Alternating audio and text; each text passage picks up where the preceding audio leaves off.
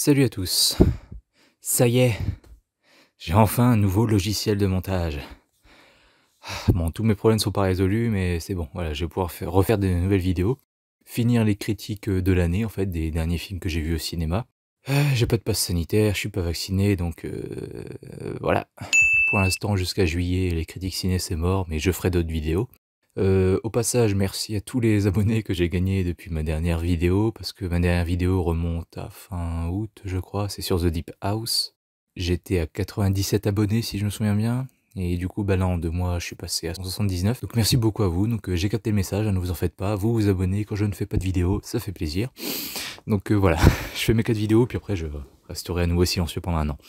Bref, bienvenue à vous, et aujourd'hui, je vais vous parler d'un film que du coup, j'ai eu le temps de digérer. Donc au moins c'est sûr, là mon avis ne bougera pas, on en reparlera en fin d'année. Je vais vous parler de Black Widow, le 24e film du MCU, le premier film de la phase 4 qui se passe dans la phase 3, tout est normal. En sortant de la salle, j'étais juste mitigé. Mais en écoutant les autres et puis en le refaisant dans ma tête rétrospectivement, je dois m'avouer à moi-même que ce que j'ai aimé en gros, c'est les 10 à 20 minutes de scène d'action dans le film. Et je parle pas du climax, donc vraiment 10 à 20 minutes. Et voilà, le reste, je m'en fous un peu en fait. Et c'est dommage parce que du coup, pour là, il y a quand même des personnages assez bien faits, assez bien développés, pour une fois. Et des nouveaux en plus, c'est ça le pire. Mais non. Voilà. Donc je vais rentrer dans le détail. Je vais commencer par des mauvais points, ensuite des petits bons points, un rapport que j'ai trouvé avec le DCU, une petite anecdote, et vraiment, en dernier, le fond du problème, pourquoi je n'aime pas ce film. Bah non, tiens, je le dis en premier. Alors, pourquoi je n'aime pas ce film? Parce que, bah, en fait, j'ai l'impression que c'est un Captain America 2 remake. Parce qu'on a quand même le grand méchant du film, Taskmaster, qui sait bien se battre, enfin bon, logique, c'est un méchant, et qui est quand même avancé, humainement parlant, ou optimisé, ils disent dans Terminator Dark Fate, là c'est un peu le cas. Donc c'est un grand méchant qui est sous les ordres d'un autre grand méchant dans le film, parce que bah, il est contrôlé mentalement par ce grand méchant. Et le méchant contrôlé mentalement a quelque chose à voir avec le passé du héros. Il y a la course-poursuite en SUV en ville, que j'ai aimé, il n'y a pas de souci, mais bon, voilà, du coup, tu vois le rapport. Ils nous refont le coup du masque qui fait changer de visage. Et à la fin, bah, le climax, c'est un grand combat, où il y a un objectif, en gros, dans une grande station spatiale, entre guillemets, qui se casse la gueule à la fin.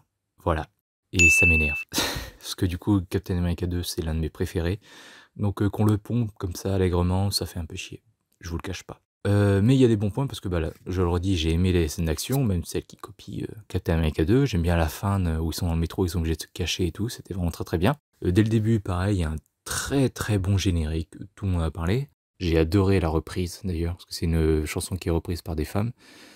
J'ai oublié d'ailleurs que c'était quoi comme musique, mais je sais que j'aime bien cette musique. Et du coup, j'ai immédiatement retéléchargé la reprise parce que je l'adore. Sinon, les mauvais points débutent dès le début parce que toujours aucune gravité, parce qu'en fait on voit une famille qui s'échappe et... Bon au départ moi je pensais que c'était une vraie famille, la vraie famille de Black Widow, et qu'après c'était en perdant sa famille comme ça qu'elle était devenue espionne ou qu'elle a été recrutée par le KGB ou je ne sais pas quoi. Là visiblement c'était déjà une espionne, donc c'est pas sa vraie famille. Donc bah moi au début quand je vois la maman en gros qui se fait blesser et le papa qui dit oui elle est blessée et puis qui 2 secondes après va serrer la main à un mec, je me dis mais attends sa femme est blessée, il en a rien à foutre. Après, quand tu vois que c'est une fausse famille qui joue double jeu, enfin une fausse famille d'espions, enfin une fausse famille et une vraie famille d'espions, en gros, tu comprends.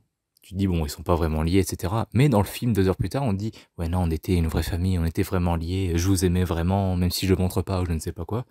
Du coup, tu te dis, bah, ouais, vous vous aimiez vraiment, sur cette scène-là, ça se vaut pas trop, quoi. Parce que sa femme est agonisante sur un lit d'hôpital, et enfin, le lit d'hôpital, un brancard, voilà. Elle est agonisante sur un brancard, elle va peut-être crever, et puis bah, lui, il va serrer la main à un pote. Ah, salut, comment ça va? Tu pouvais pas rester au chevet de ta fausse femme? Enfin, je sais pas. Donc voilà, c'est rien du tout, vous allez me dire, mais c'est typiquement ouais, le manque de gravité typique à la Marvel, en fait, qui a commencé dès les années 2010, en gros, de cette décennie-là, et j'aime pas du tout. Ensuite, autre mauvais point que j'ai vraiment pas apprécié, c'est la scène post-générique.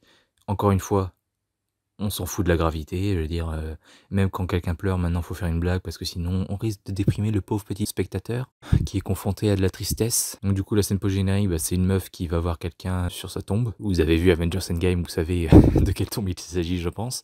Donc la meuf pleure, tu la vois pleurer, tu l'entends, et là, d'un seul coup, qu'est-ce que t'entends? Alors que t'as pas du tout entendu la personne venir, qu'est-ce que tu entends d'un coup? Une personne qui se mouche. Donc genre rire, blague, lol. Et ça c'est typiquement le MCU, c'est faut pas qu'il y ait des scènes tristes, parce que faut ménager le spectateur, hein, il faut pas le confronter à la tristesse, hein, faut qu'il rigole dans les films Marvel. Endgame pareil, Black Widow qui se met à pleurer, bah Captain America vient de sa petite blague, et puis il l'a fait sourire, tout ça. Je comprends le truc. En vrai, c'est ce qu'on essaierait de faire aussi, c'est voilà, faire sourire ceux qu'on aime. Je comprends. Mais quand dans un univers de 25 putains de films, il n'y a pas une scène où tout le monde pleure ensemble ou je ne sais quoi, et me sortez pas la scène de Tony, parce que là, bon, bah évidemment, au moins ça, ils l'ont pas désamorcé. Pareil pour la scène de mort de Natasha. C'est un peu grotesque le façon. Non, c'est moi qui meurs, non, c'est moi, non, c'est moi. Bon, c'est chiant. Enfin, qu'ils prennent une responsabilité, enfin, une décision d'adulte, ça aurait été mieux, mais bon, bref. C'est ça mon problème en fait. Je veux dire, même un truc aussi triste que par exemple, je sais pas, la mort de la mère de Thor, ouais, c'est triste, il y a l'enterrement, tout ça, mais enfin, on ressent pas la mort, on passe au-dessus en fait. On a l'information, ah, elle est morte, mais on s'en fout. Et c'est encore pire par exemple pour la mort d'Odin où bah, il meurt et puis direct le méchant arrive. Et puis bah voilà, on passe à autre chose. Asgard meurt, mais non, dans Thor, dans Avengers 3, il fait toujours des petites blagues. Voilà. Bon, je suis désolé, je me suis un petit peu éparpillé, je sais pas si vous avez tout suivi. N'hésitez pas à débattre là-dessus dans les commentaires, hein, si vous voulez un petit peu en parler, mais globalement, voilà, c'est mon ressenti. Il y en a, mais pas assez, très peu, et le peu qu'il y a, la plupart sont mal faites, enfin mal gérées, et quelques-unes sont bonnes. Voilà. Par exemple, Captain America qui va voir Peggy dans Captain America 2. C'est une scène que j'adore, qui est très très bonne. Bref, donc sinon, revenons à la scène post-générique, donc la meuf gâche tout avec son petit gag, voilà, elle se mouche. Ah ah. Et donc dans cette scène post-générique, eh ben, ils introduisent des gens, des séries visiblement, parce que cette meuf qui se mouche, selon un pote, vient de... putain, j'oublie toujours le titre de cette série, ça m'énerve, le truc avec Soldat d'hiver là. Et Falcon et... Bref, voilà, celle-ci. Cette scène introduit un personnage de cette série-là, et ça introduit un truc narratif, je ne sais quoi, qui va se passer dans Hawkeye. Donc là, il commence clairement à mélanger film et série. Ce qu'il n'avait pas fait jusque-là parce que les séries appartenaient à Netflix. Donc maintenant, en gros, les seules séries Marvel vraiment officielles de ce qu'on m'a expliqué, c'est les nouvelles en fait, celles sur Disney+. Netflix, limite on s'en branle maintenant. Donc moi je suis là pour voir des films, pas pour voir des films qui présentent des séries enfin en gros, je veux juste voir les films quoi, je m'en fous des séries. Je la regarderai un jour par curiosité, histoire de voir. Mais je veux pas me sentir obligé de devoir regarder des séries ou des films pour comprendre des choses ou savoir qui est qui, pourquoi lui dit ça. Voilà. En fait, j'attends vraiment le film où faudra voir une série pour comprendre un truc dans le film, quoi. Ou un personnage ou je ne sais quoi. Parce que ça arrivera un jour. Voilà. Ensuite, en mauvais point, j'avais marqué, on s'en fout du mystère maintenant.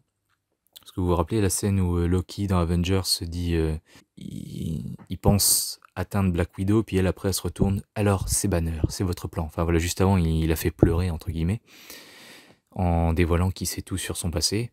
Et il parle notamment de la fille de Dreykov, donc là on sait du coup ce que c'est, voilà. Donc c'est un peu chiant, mais tant pis.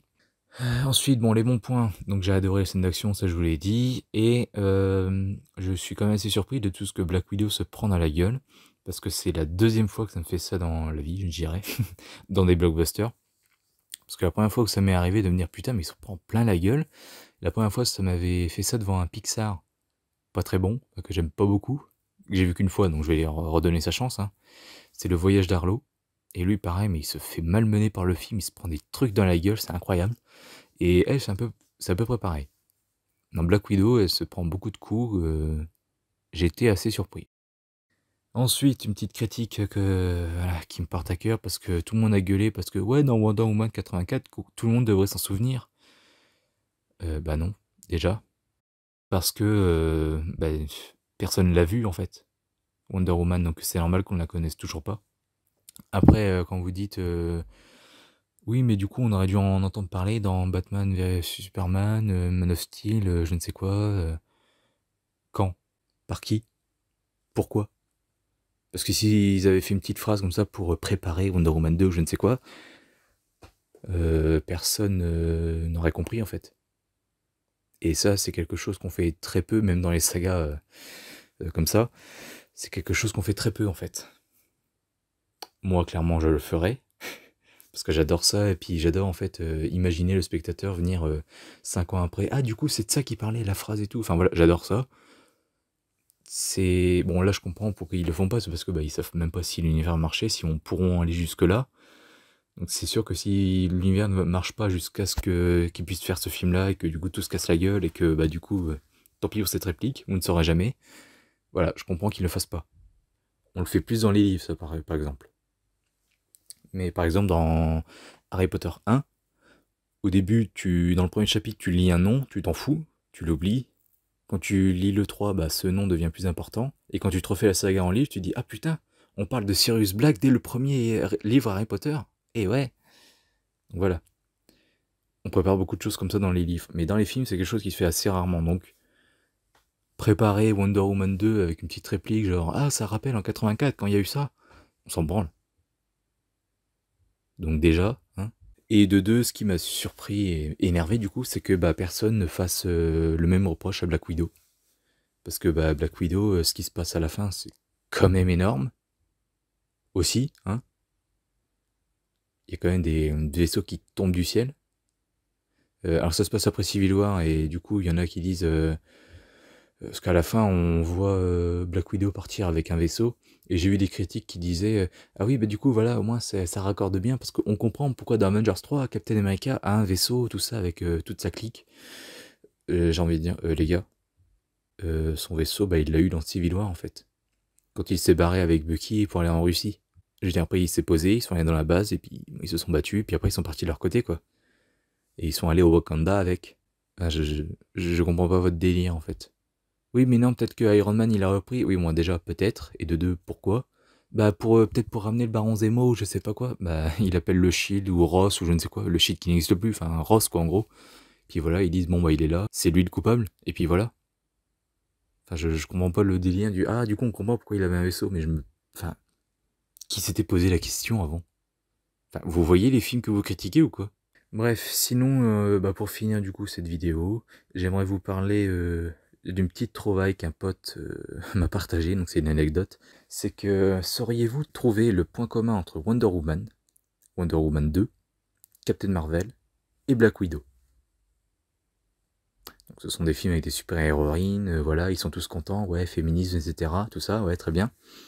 Mais le point commun pour moi, c'est que ces films se passent tous dans le passé, entre guillemets, et ils n'ont aucune incidence sur l'arc narratif du présent, on va dire, en fait. Parce que Wonder Woman, si on veut, on peut le zapper, on saura moins sur elle, mais bon, c'est pas très grave. On peut regarder la trilogie Zack Snyder, Man of Steel, BVS, Justice League, sans le voir, je pense que c'est pas très grave. C'est juste qu'on saura pas tout ce qui a mené à cette photo, au pire. Wonder Woman 2, c'est encore pire, parce que du coup, la réalisatrice a dit, selon un pote, qu'elle le détachait du DCU. Alors ça veut pas dire que c'est incohérent ou je ne sais quoi, c'est juste qu'il est indépendant. En gros, tu peux le regarder sans avoir vu les autres, ou dans la saga elle-même du DCU, tu peux le sauter ou je ne sais quoi. Voilà. Captain Marvel, ça se passe dans les années 90, et vous allez pas me faire croire que t'as besoin de voir Captain Marvel pour tout comprendre d'Avengers Endgame, hein, alors qu'il nous l'avait vendu comme ça, hein, à la base, pour présenter le personnage, etc. Mais bon, voilà. C'est limite comme Wonder Woman, si on veut bien sûr. Parce que à partir du moment où on regarde la saga, on regarde tout. Mais si on veut, on peut le zapper. Et Black Widow, il se passe après Civil War. Et nous, 2016, on a eu Civil War, après Doctor Strange, Les Gardiens 2, Thor 3, Spider-Man, Thor 3, etc. Jusqu'à Endgame. Ça s'est très bien passé. Il n'y a pas des choses qu'on n'a pas comprises. Donc, évidemment, ce film-là, du coup, ne sert à rien. Et puis, sert à rien. C'est méchant de dire ça, mais il nous donne pas certaines clés qu'on n'avait pas eues à l'époque, quoi. Il n'est pas essentiel. Donc voilà, Donc c'est le petit point commun qu'un pote a trouvé avec tous ces trucs-là, avec tous ces films-là, c'est que ça se passe dans le passé, et puis bah limite on peut les sauter, on s'en fout quoi. Ils sont pas si importants que ça, et puis ils ont rien à voir avec le grand schéma narratif de la saga en gros. Donc ce qui est assez rigolo, donc j'attends Wonder Woman 3, voir si ça se passe enfin du coup après Justice League tout ça, comme Aquaman, comme Shazam, etc. J'attends de voir Miss Marvel du coup, ce sera la suite de Captain Marvel je crois. On verra si ça se passe dans le futur, enfin dans le futur, maintenant, ou 2010, ou je ne sais quoi. Bref, on verra tout ça. En attendant, bah voilà, c'était mon avis de Black Widow, qui ne m'a pas vraiment enchanté, mais voilà, je m'en fous, globalement. C'était vraiment mitigé, et puis bah là, du coup, en y repensant tout ça, non. Je... J'aimerais bien un jour revoir les scènes d'action, mais le film, je m'en branle, complètement. Donc voilà, n'hésitez pas à me donner votre avis dans les commentaires, surtout si vous n'êtes pas d'accord. Et puis bah, je vous dis à très bientôt pour une prochaine critique sur Critizen Can. Salut à tous.